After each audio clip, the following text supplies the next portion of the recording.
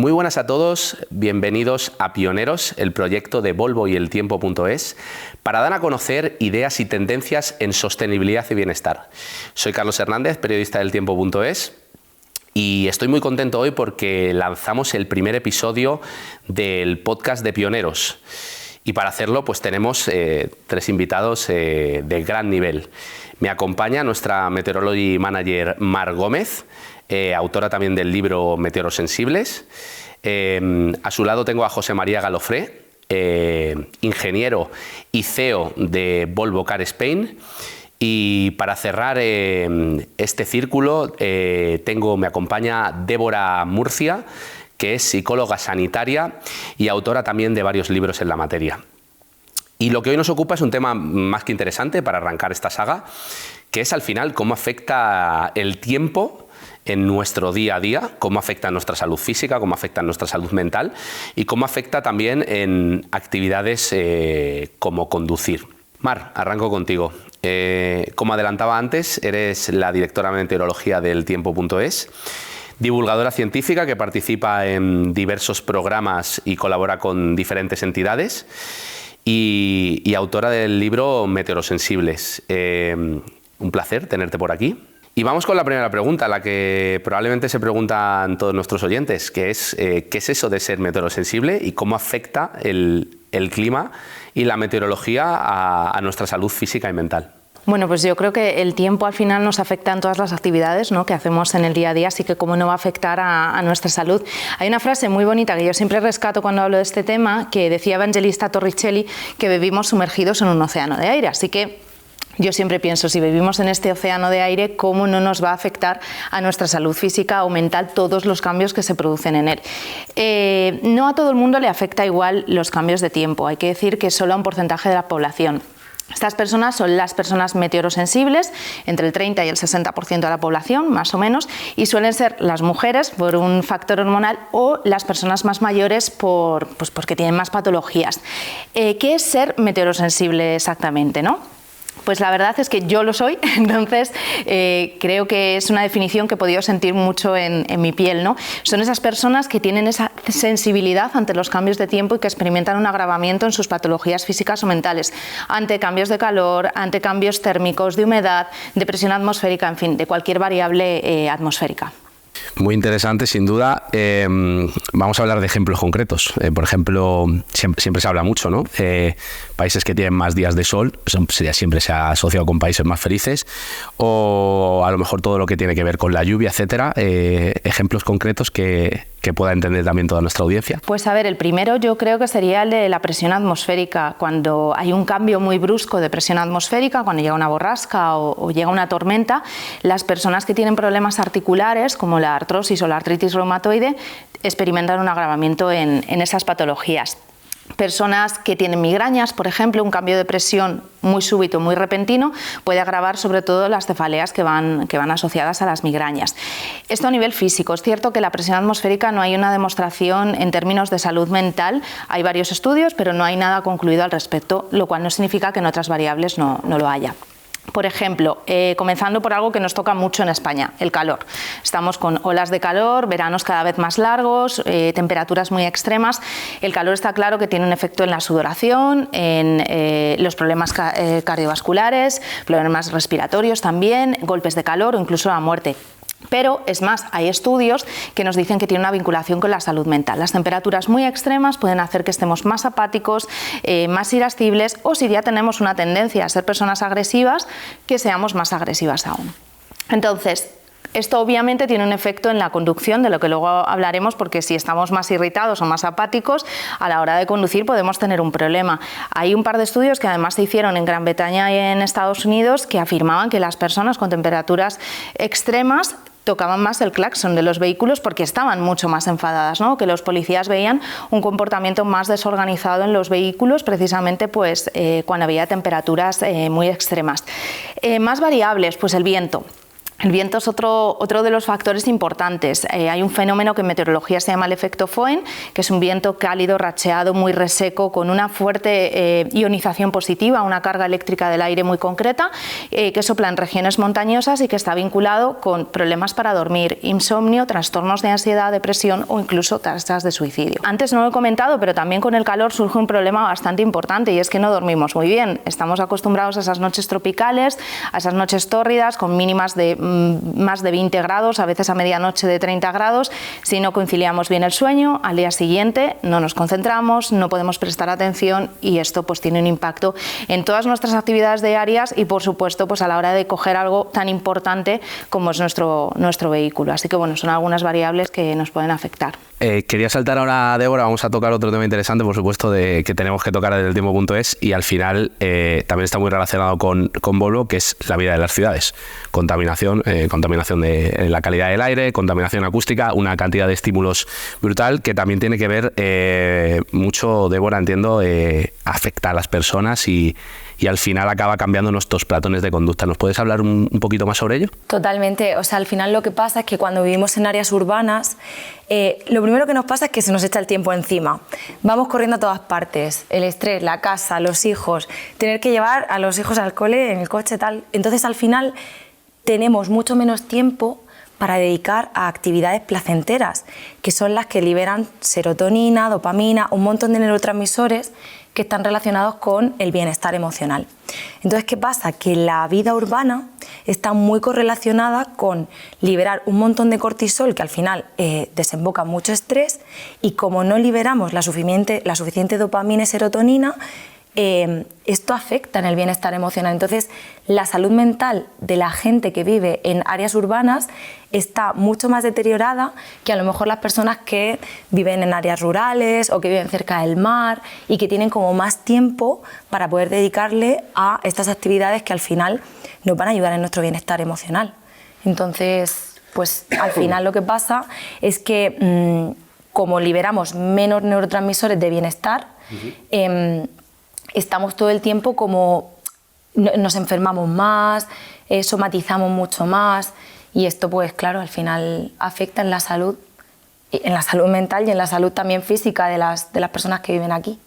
Voy a saltar ahora precisamente a José María con este tema porque Volvo sí que nos lleva hablando muchísimo tiempo de seguridad, nos lleva hablando también bastantes años de todo lo que tiene que ver con sostenibilidad y transición, pero se ha incorporado no hace tantísimo una variable importante que es al final el bienestar personal al volante, ¿no? Hemos hablado de cómo nos afectan todos estos factores, has hablado de una parte muy interesante psicológica. Te quería preguntar, José María, como una marca al final de referencia como puede ser de Volvo, con esa filosofía sueca, pretende responder a esto y que esa experiencia de conducción pues sea lo más cómoda y al final lo más lo más reconfortante posible para el día a día. Bueno, antes decías cómo la industria de automoción está mejorando. Yo creo que Volvo es la que es pionera. Y lo que escuchaba con nuestra física y nuestra psicóloga es que interactuamos con la sociedad cuando vivimos juntos, todos allí apiñados en una ciudad, o interactuamos con nuestra naturaleza. Somos animales y nos influyen los cambios de temperatura, la presión. Volvo lo que hace es investigar. La clave es entender que nuestra empresa, cuando nace, tiene un objetivo muy serio, que es cuidar a las personas.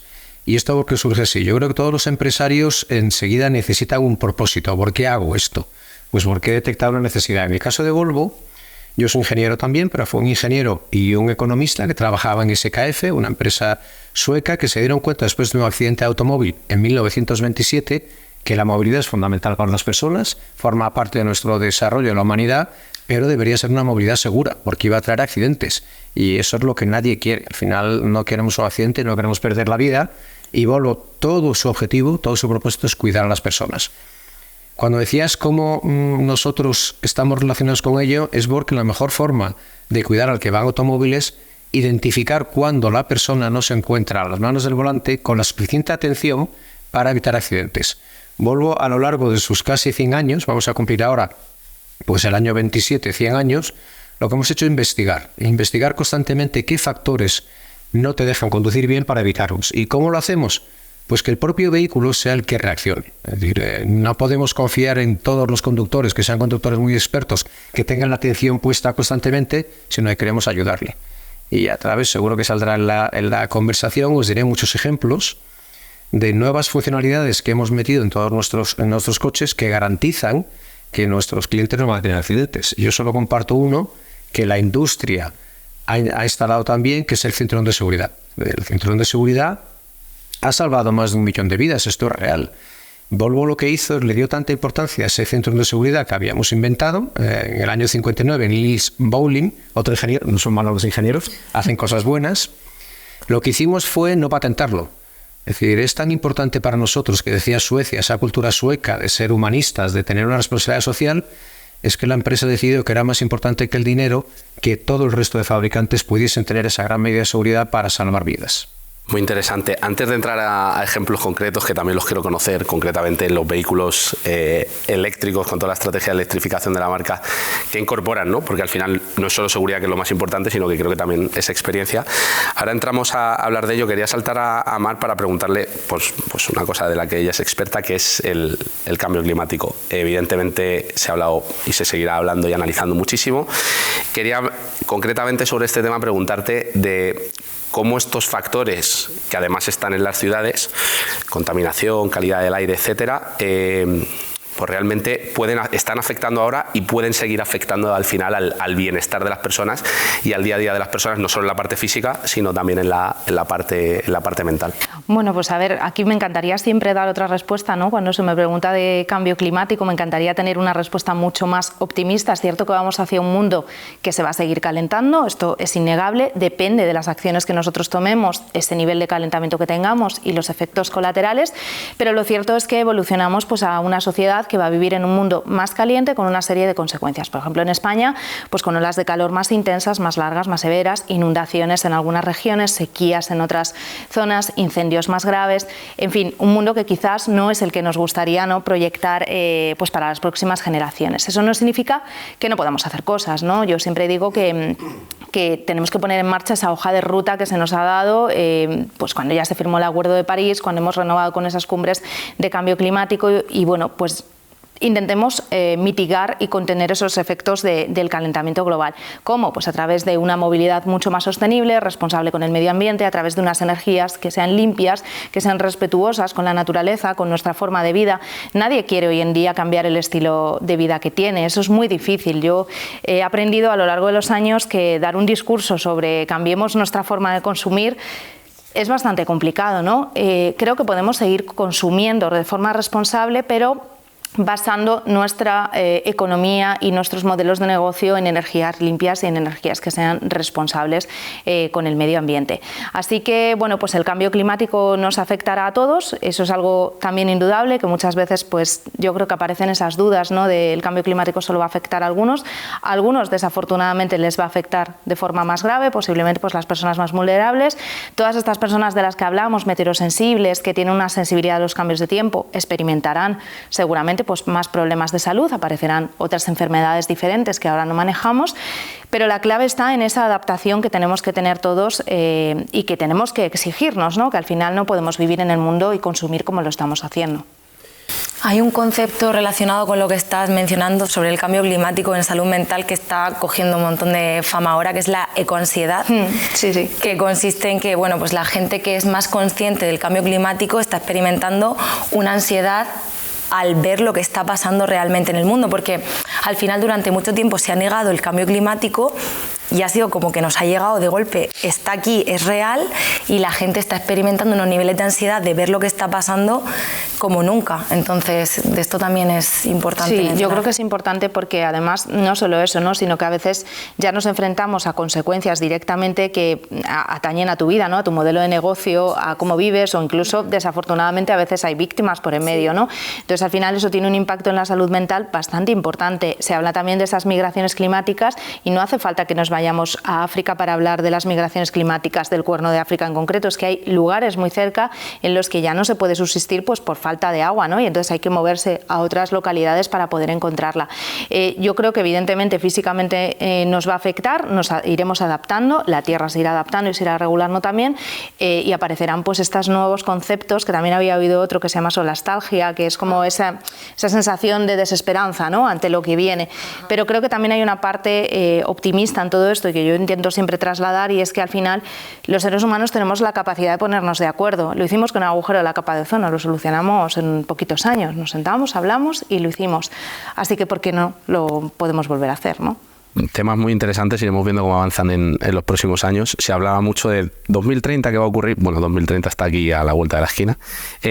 José María, te quería preguntar, porque más o menos también nuestros lectores de Pioneros han ido conociendo diferentes proyectos. ¿Cómo está respondiendo Volvo en este horizonte que se pregunta tanto 2020, 2030? Bueno, hablo del próximo horizonte temporal. No solo en los vehículos que fabrica, sino cómo los fabrica, cómo entiende el modelo de las ciudades, cómo se tienen que mover las personas de una manera más inteligente y sostenible para que al final, desde la movilidad y desde la industria de la automoción, se pueda fomentar esta transición. Cuéntanos un poquito en qué está ahí. Hemos cruzado información muy importante que la gente debe entender. No es ideología, es el conocimiento. Es verdad que París fue dentro de las cumbres una de las más importantes porque se firma ese convencionalismo. Decidimos todos intentar reducir ese 1,5 grados, vamos a pasarlo para el 2100. Sí. Lo que ocurre es que Suecia tiene una ventaja. El clima afecta diferente en diferentes regiones del planeta. Y es verdad que a uno nos afecta mejor, otro peor. No es para yo... Cuando terminé la escuela industrial, pues decidí hacer un máster de gestión medioambiental, que parecía el raro, porque era un biólogo y un solo ingeniero que era yo, pues allí estaba. Y lo que sí que he descubierto es que el ser humano, yo confío plenamente en la humanidad, nos conseguiremos adaptar y mejorar y actuar. El problema es que actuamos siempre cuando nos afecta. Es decir, cuando ya estamos pasando algo malo, es cuando deprisa hay que actuar. El agujero de ozono nos costó muchísimo. Esto mismo que tenemos hoy es la misma ideología de hace 35 o 40 años. Es más, una empresa era capaz de defender que no existía agujero de ozono, que era la misma que lo producía. No voy a decir el nombre para no hacer publicidad. Pero hubo un momento que las enfermedades de piel eran la prueba fehaciente de que había muchos más rayos ultravioletas, con lo cual llegamos a quitar los clorofluorocarbonados. Y se hizo. ¿Qué le pasa a Suecia? En la primera cumbre que tienen los seres humanos dedicada al calentamiento global es Suecia. Es Estocolmo. Es decir, no es una casualidad. Suecia es el primero, junto con California, yo creo, aquellos smog en las ciudades que se ahogaban, que levantó la mano diciendo aquí pasa algo serio. Pese a que todas las mediciones nos decían que estábamos aumentando el CO2, que es el que tenemos que tenerlo, es maravilloso, forma parte de la vida, si no, no habría vida, si no, no hay vegetales, pero estábamos duplicando el nivel de CO2. Y este es el que calienta más nuestra maravillosa Tierra y nos poníamos en un futuro que no va a ser el que nos gustaría. Suecia lo que hizo en ese momento es dar un toque de atención al resto de seres humanos, porque esto no es de empresas, esto es de cada uno de nosotros, esto es de ciudadanos. Cada uno de nosotros tenemos que dar cuenta en intentar hacer las cosas sin dañar. Y la sostenibilidad no es nada negativo. La sostenibilidad es que siga el progreso, pero manteniendo que mañana haya recursos, una mejor utilización y que no dañe.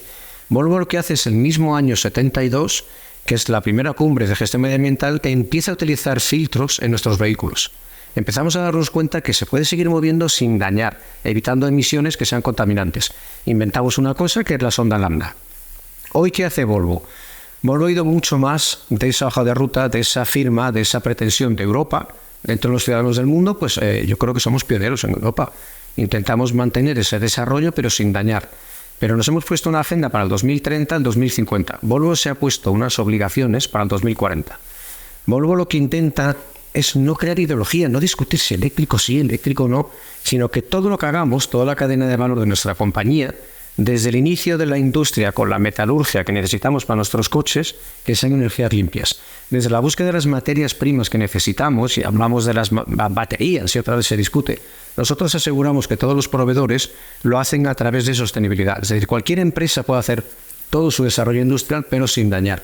Nos aseguramos que las materias primas que utilizamos siguen ese requisito de sostenibilidad, nos aseguramos que nuestras fábricas, la energía que utilizamos es verde, es renovable, nos aseguramos incluso, que suena muy difícil hoy de hacer, que todas nuestras acerías utilizando el acero no sea a través de energía térmica, sino a través de hidrógeno. Metemos más hidrógeno para modelar nuestros aceros para evitar CO2 y nos aseguramos en el último ciclo de vida de nuestros coches que sean reciclables. Ahora mismo nuestros coches, que hablabas del pequeño X30, pues un 95% de ese vehículo es reciclable. Pero es que es más importante las 3 R's primeras de la gestión medioambiental: reducir, reutilizar, reciclar. Ahora, por desgracia, hemos metido reparar y recuperar. Es triste, pero hemos tenido que meter más.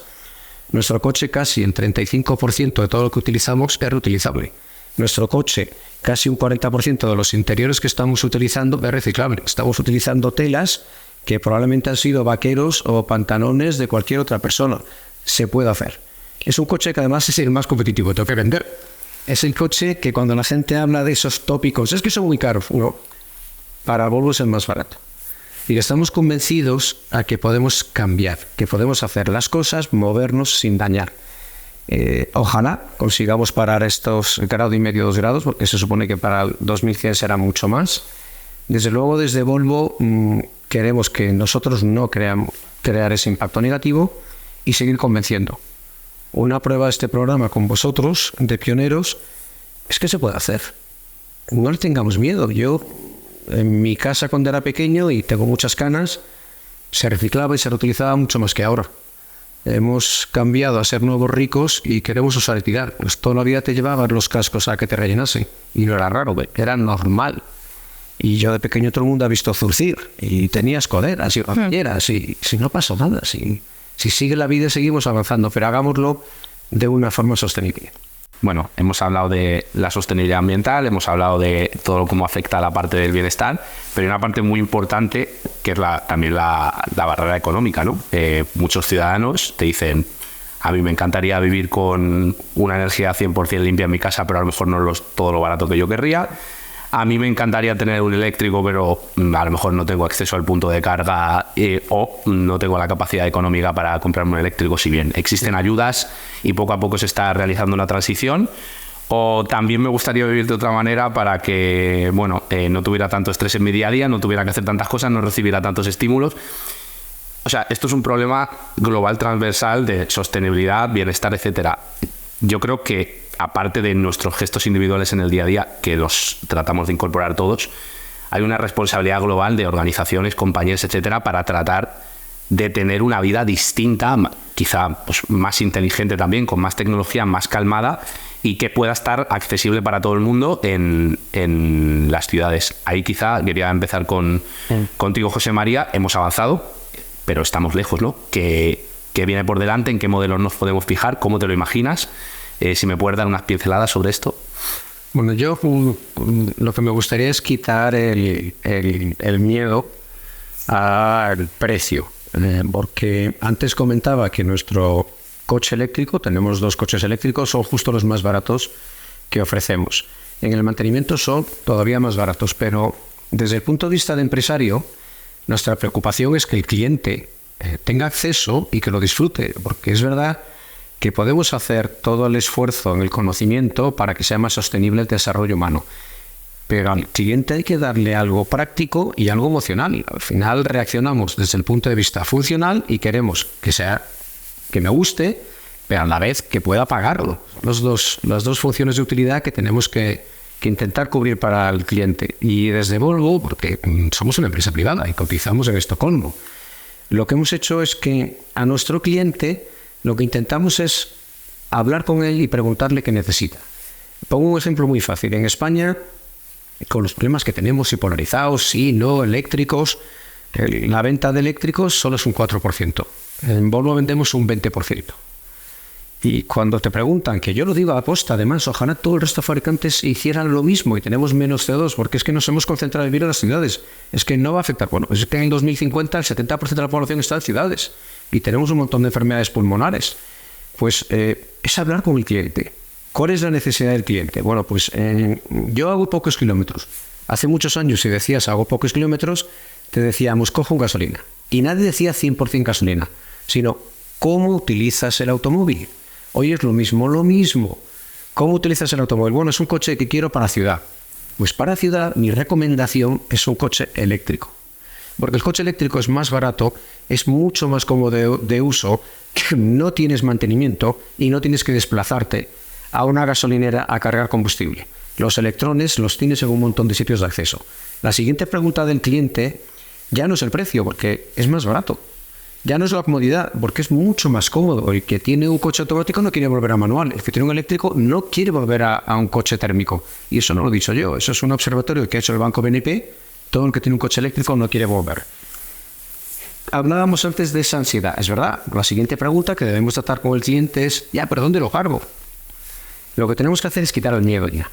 Y charlar con nuestro cliente de dónde puedes cargarlo. Es tener una conversación. Nos llamamos asesores comerciales, pues una conversación con el cliente, pero ¿qué vida haces si tengo que ayudarte? Bueno, yo vivo en una casa que tengo garaje. Tienes un cargador inmediato. Porque por ley, da igual que sea el garaje de residentes, no residentes, propiedad. Por ley puedes solicitar un cargador. Un cargador vale de media 500, 600 euros. No hay que ampliar la potencia, que también la gente se asusta. No, pero si es tu lavadora, lo mismo. Y por la noche vas cargando. ¿Cuál es la ventaja de eso? Que antes, en el térmico, tenemos que desplazarnos. Que nadie cuenta eso. Lo que pasa es que se nos ha convertido en un hábito. Yo voy todas las semanas a la gasolinera. Pero como es un hábito, no lo cuentas. Eso quiere decir que vas y tienes que volver a tu casa o volver al trabajo, porque las gasolineras vendían un líquido inflamable. Está muy bien hidrocarburo. El siglo XX nos ha ayudado un montón, pero como era inflamable, la ley dijo, hay que hacerlo separado de donde se vive. Tú enchufas donde vives. Es que en mi casa no tengo garaje. ¿En la oficina puedes? Pues en la oficina sí. Bueno, en la oficina no puedo. ¿Qué? De verdad. Vamos a mirar juntos si tienes algún cargador. Y nos llevaremos grandes sorpresas porque grandes compañías como Iberdrola, Endesa, Repsol, cada vez más tienen una visión de sostenibilidad, de que la energía futura tiene que ser sin emisiones. Hoy Repsol va a utilizar todas sus grandes estaciones de servicio para poner cargadores rápidos. Mi ejemplo no vale, porque a mí me enseñaron hace muchos años en la estadística que los números pequeños no son números grandes. Pero en mi casa, que tenemos enchufable y a mis hijos eléctricos, a mis hijos dije, bueno, voy a intentar, tengo la suerte de poder tener un cargador. No utilizan el cargador. Porque donde van a jugar al tenis, hay una estación de Repsol que tiene 4 cargadores rápidos. Mientras que echan una partida de tenis, en el cargador rápido, 1 hora y media, más o menos son 300 kilómetros de carga. No tienen que ir a gasolineras, no tienen que ir a ningún lado. Directamente donde vives estás cargando. Es como el móvil, donde vivo lo cargo. Voy a hacer cualquier tipo de actividad, lo cargo. La parte emocional. De verdad que el coche es mucho más suave, mucho más agradable de llevar. Y hombre, hablábamos antes, estás asumiendo una responsabilidad de ayudar, estás asumiendo a reducir. Es que yo viajo mucho. No tengamos miedo. Nosotros somos una empresa que cuando el cliente dice que viaja mucho, pues te aconseja un híbrido o un híbrido enchufable. En el híbrido enchufable, si utilizas casi toda ciudad, puedes utilizar el eléctrico. Y cuando viajes, bueno, utiliza el térmico. Si antes lo comentaba yo, Omar, estamos en una evolución del progreso humano. No pretendamos pasar del punto A al B sin hacer el intermedio. No, vayamos avanzando. Y nosotros estamos muy orgullosos de que el 50% de los coches que vendemos en España son electrificados. Un 20 eléctricos puros y un 30 híbrido enchufable. En resumen, para nosotros, no solamente estamos con unos clientes más satisfechos, más contentos, de ahorrar dinero, de que sea más barato y que tiene un uso mucho más cómodo, sino que encima estamos cumpliendo nuestra hoja de ruta. Nuestra hoja de ruta es que en 2040 toda la cadena de valor de Volvo sea neutral con el CO2. Pues y si no, de verdad, venir a un concesionario Volvo, entrar a la página web y todos los que veis el tiempo.es, haremos un esfuerzo especial para vuestros Volvos. Quiero terminar con Mar y con Débora. Vamos a poner un poco también en valor nuestro país en ese sentido, algo que es muy típico. Contamos, como se dice, con uno de las mejores calidades de vida y mucho tiene que ver también con las horas de luz, con el sol. Realmente las ciudades españolas son, muchas de ellas en los rankings, algunas de las mejores ciudades para vivir a nivel de calidad de vida. Quería preguntaros también en este sentido y comparado con otros países a lo mejor europeos, que siempre has hecho el ejemplo, ¿cómo afecta este tema? ¿Cómo afecta el tema del sol? ¿Cómo afecta las horas de luz? Y bueno, por un poco también dejar en este sentido el pabellón alto con nuestra marca España. Genial. Yo cuento un poco cómo afecta a nivel contextual el sol, porque, bueno, como sabemos, España es uno de los países de Europa que más luz tiene y eso es maravilloso. ¿Por qué?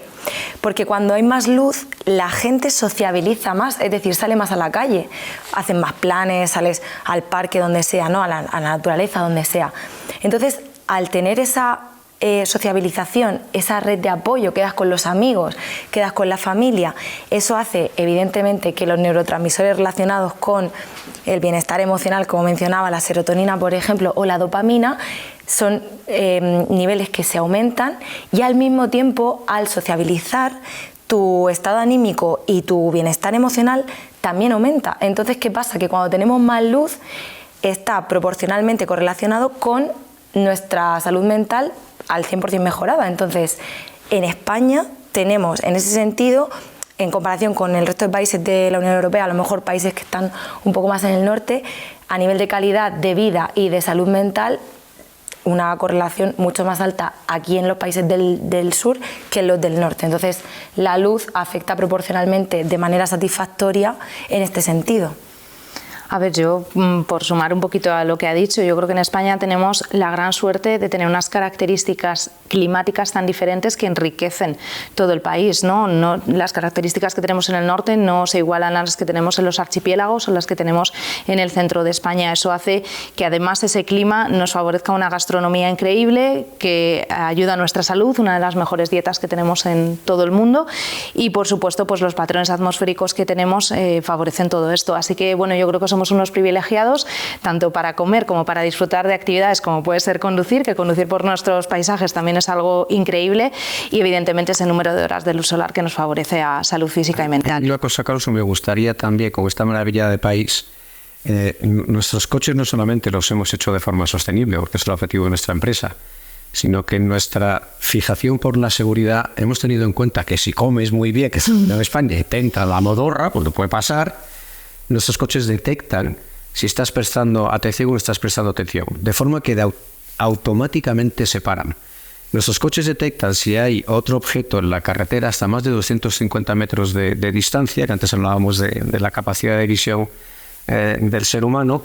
Si tú estás un poco amodorrado, nuestros coches se paran. Si la sociabilidad tan maravillosa que tenemos te da por mirar el móvil, porque es que lo terrible es que el 90% de los accidentes que se producen son por errores humanos. Ya sé que la palabra error está como relacionada a las máquinas, no somos nosotros, que no prestamos atención o estamos con alcohol, pues nuestros coches se paran. Automáticamente detectan que no estás prestando atención, que cierran los ojos y nuestros coches se paran. Y si hay cualquier objeto, nuestros coches se frenan. Es decir, no solamente intentamos no dañar, sino sobre todo cuidar a las personas, porque lo que hacíamos al principio de esta charla es que en este propósito de Volvo entendemos que cuidar a las personas no solamente para evitar accidentes, sino también donde vivimos. Esta es nuestra maravillosa naturaleza, que nos ayuda hoy, porque es verdad que la Tierra seguirá con otros animales, otros bichos, otras plantas, pero hombre, vamos a intentar que el ser humano la aproveche y viva muchas generaciones. Qué bien lo has traído, como has unido el Hay que vender. Para cerrar, está fenomenal. Una buena característica. Nada, hasta aquí, se nos ha acabado ya el tiempo. Muchas gracias a los tres.